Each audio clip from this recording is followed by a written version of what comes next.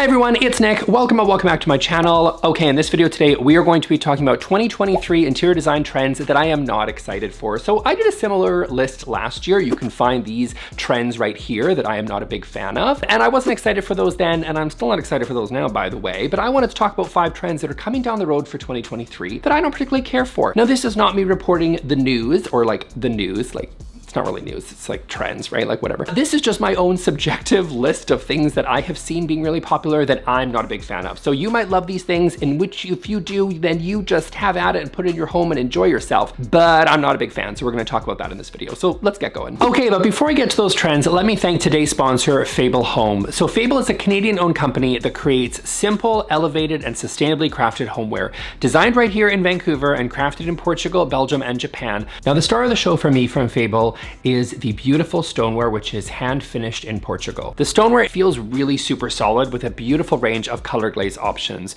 Now their ceramics can be heated in the oven up to 450 degrees and they are microwave and dishwasher safe, which you know for me is an absolute non-negotiable. Now Fable also has these beautiful glasses that are made in Japan that are not only super elegant, they are shatter resistant. Now I don't know what wizardry they are doing with these glasses over there at Fable, but I feel confident that these will last for years to come without chips. Now last call for shipping before December 24th is December 12th. And if you want to order Fable for yourself or someone else this holiday season, you get 10% off by clicking the link in my description and using code NickTalksDesign10off. Thanks Fable for providing me with beautiful ceramics and other essentials. Now let's get back to those trends that I am so over for 2023. Okay, first up on my list is going to be tile countertops. This is an old trend. This is something that was really popular in kind of the 70s and into the 80s. And you even saw these sticking around in the 2000s, right? They come back every once in a while. These are ceramic tile countertops. I'm not a really big fan of these. I will say that there are some really cool contemporary interpretations of this. Like I saw this beautiful sort of very interesting tiled island in this like beautiful burgundy color with this amazing grout. They also matched it to the tile on the floor as well as a different tile in the background. And I was like, yes, I was a big fan of this. I thought this is really cool. Like I really do. Like I think it's cute. Like I get it. But in general, most of the applications that I see, I'm not a big fan of. And even if it is looking super cool, there's still some practical issues with tile countertops that we need to talk about. So in terms of practicality, we've got a few things here. We've got tough to clean. We've got some bacteria porous grout issues we need to discuss, as well as like chips and stuff that you normally get with kind of a ceramic tile. Because depending on the type of tile that you select, I would always make sure that when you go into your tile shop, you talk to the people that are there. Make sure you're going to a reputable tile shop, explain that you are doing a countertop, and see what they say to see if it's the most appropriate application, because I do think people are choosing tiles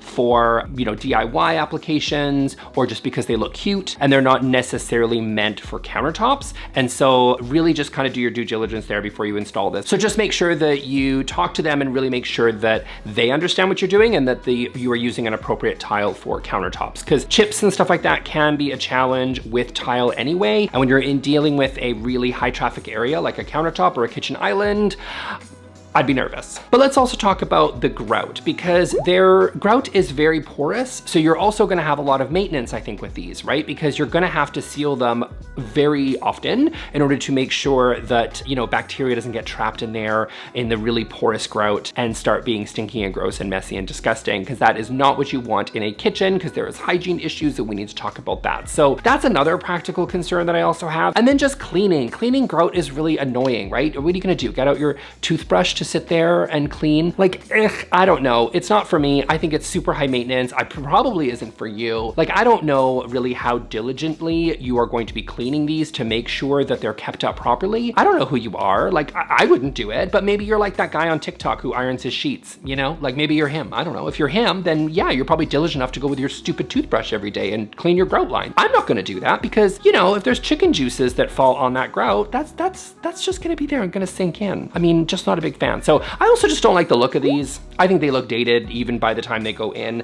Again, there's some really cute applications out there, some people doing funky things, but for the most part, these look dated before they even start, in my personal opinion. In terms of advantages for tile countertops, I mean, I guess it's a fairly cheap material. Ceramic tiles are heat resistant, which of course is great and necessary for a kitchen countertop. And there's loads of options. There's tons of tile out there. So like, I get it. I get why it could be really cool to do something neat. But for those practical issues, as well as already looking dated before you start, I'm gonna say these are a no for me. Okay, next up is going to be sculptural accent chairs. Okay, so I have been on record that I'm not the biggest fan of a lot of these super weird sculptural furniture pieces, whether it be the kooky couches or whether it be these really weird sculptural accent chairs, which I'm just seeing so many of them. This is a trend that will not go away. It will eventually. I'm just gonna call it. Like, there is a time and a place where we all thought trends don't end, and we thought there's no way this is ever going to end, and it does eventually. These are still very much on trend right now, and I really see this particular chair everywhere, and that is the roly-poly fiberglass chair, which, I mean, look, this chair does not look comfortable. It does not look practical. It looks kind of cheesy for me. I get that it's kind of usually in these very bold, funky, postmodern spaces. I see them in commercial applications a lot. I don't really like this. To me, it just looks like an adult bumbo seat.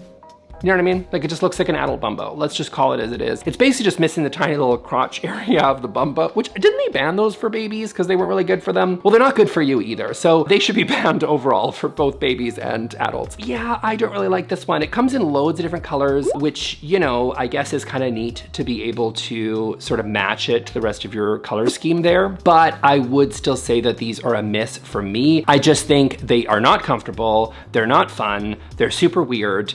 And yeah, unless you're going for a very particular design style, I would skip the roly-poly. I would also skip other ones that just honestly are more about being decor than they actually are practical furniture pieces. That's kind of one of my things, right? Like, if you want really funky, weird, super kind of cool decor or art and you want to get bold, go for it. But if this is furniture where people are being asked to sit, I draw the line. I draw the line at that, right? I think you're probably better off being a little bit more aware of the function of what a chair and what furniture is generally supposed to be. So I would avoid the harp chair. I would avoid this like weird heart-looking chair thing, right? Like all these different cool, funky designer chairs, especially the throwbacks from the 70s. I would proceed with caution on these accent chairs, especially the adult bumbo. I think that one has run its course. I think it's time to go. Okay, next trend upcoming that I am not excited for. Now, this is what Architectural Digest says is an upcoming trend, and that is Carnivalcore. First of all, can we just stop putting core on everything and just, what's next? What are we gonna do? Office core, animal core? Like where is this going here? Where we just add core to everything? I don't really love it. Anyway, I didn't really love cottagecore before, but I at least understood cottagecore because I was like, I get it. We're all trying to like go back to an agrarian lifestyle because, you know, the modern world seems like it's kind of going to hell in a handbasket. So I get it. That's kind of appealing to some people. But then I also think this new Carnivalcore is just amped up the kooky and amped up the creepy, you know? Like, I thought we all agreed that clowns were really creepy and that we didn't like them anymore. Like, you know what I mean? Like, I think we all kind of came to the collective decision that clowns were creepy and not something that you want to put in your own home. But no, some people don't believe that, and they have decided to bring elements of the carnival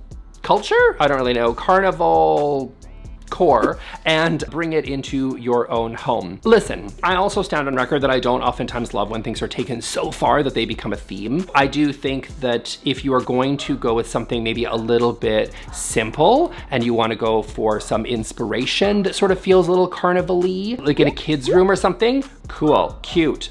Go for it. You know, little nods to carnival could be fun. Maybe a pinball machine. Those are at carnivals, right? Yeah, like different things like that could work really well. You know, there's some like little subtle ways that I think you can, especially in things like decor and stuff, you can bring in if you really love a carnival aesthetic, which is apparently a thing now. But I would say when it's really heavy-handed, and especially when it verges on like a super creepy, that's not a trend I'm really excited for. So this is not my style. It might be your style. That's cool, like I said at the beginning of the video, but it's definitely not mine. I will say, I think that Cara Delevingne, what's her name? Cara Delevingne or something? Is she a model? Is she an actress? I don't really know. Anyway, but she had an Architectural Digest video, spread, whatever. And she has things like a ball pit in her home. She has like arcade machines. What else has she got? She's got a poker room that's got like a circus tent around it or something kind of weird. That's kind of cool. Listen, I love that she's found like that's her style and like that works for her. I have a huge amount of respect for people that really take it, own it, love it, put it in their own homes. That's fantastic. But now it's sort of being brought in as kind of a trend that people are sort of bringing into their own home. And listen, if it brings them joy, then go for it. To me, it's creepy and weird, and that's where I draw the line. So for me, this is a no, but it might might be a yes for others, but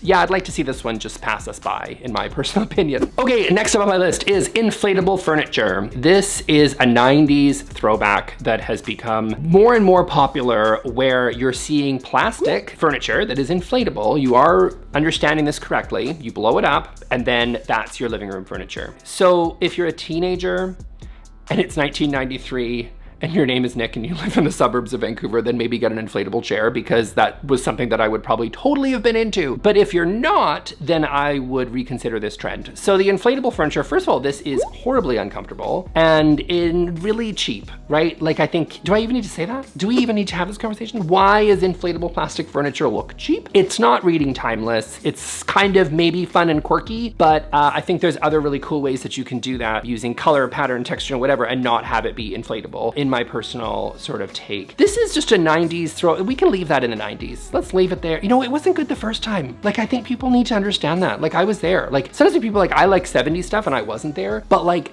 and arguably a lot of 70s stuff wasn't great. But you know, nostalgia's a funny thing, isn't it? We look back, rose-colored glasses, and we think it was great, but it wasn't. The 90s wasn't all that awesome. For design, anyway. For a lot of design, it wasn't really great. So I would leave this one there and not bring it back in to 2023. But you know, if you want to go spend thousands, you heard right, thousands of dollars on inflatable furniture, go for it. I would grab just an inflatable pool ring would probably be a better fit for you. And I think they sell those for like 10 bucks. So just go buy that instead, my personal opinion. Okay, next up on my list is going to be a color. And this is where I'm really out on my own. Like, I have a feeling some people love some of the other things I've talked, well, probably not inflatable furniture, but this one is controversial because I just don't like it. And that is dusty rose, or mauve, or mauve, depending on who you are and how you want to pronounce that word. Mauve. Mauve? Now I don't even know what I say. Mauve. I don't like dusty rose. I don't like pink. This is the millennial pink, which was popular several years ago. Still arguably popular now. This is its more sophisticated 30-something older sister. You know what I mean? That's what I'm seeing with the dusty rose.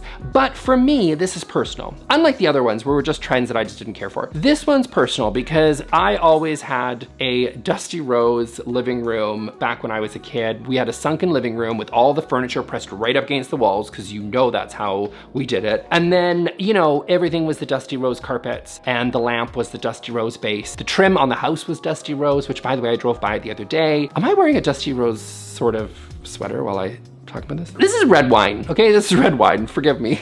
I just realized it. Anyway, they still have the trim on my old house in dusty rose. I was like, has that not been painted? It was like that in 1994. Time to update it. I don't love that this color has come full on back around. I usually don't have anything specifically against colors. I don't like baby poop green, I don't like mustard yellow usually, and I don't like dusty rose. Those are kind of my three, okay? Everybody's allowed colors they don't like, and those three are three colors that I don't really care for. It's just that dusty rose seems to be everywhere right now, right? It is at CB2, it is at IKEA, it is at Restoration Hardware. Doesn't do like any colors, so they're not there. But like Target, like you can find this color everywhere. It's all over the place. It's even apparently in fashion, and I'm buying it. But anyway, I don't really love this color, and I don't know why I bought this sweater, but it's a fine color if you like it. It's like a more sophisticated version, I think, of millennial pink. I'm not here for it because I don't like this color, because I have PTSD, because I lived through the 90s. That's how I feel about dusty rose. Some of you will disagree, some of you will love this color, and I'm all here for that for you. It's just not for me. That's all I'm gonna say about that. So that's it for me for today, you guys. Thank you all to my wonderful patrons for subscribing to my Patreon. We just did a live the other day. It was so much fun. You all sent me photos and it was great. We had a great chat. I'm gonna link here to my top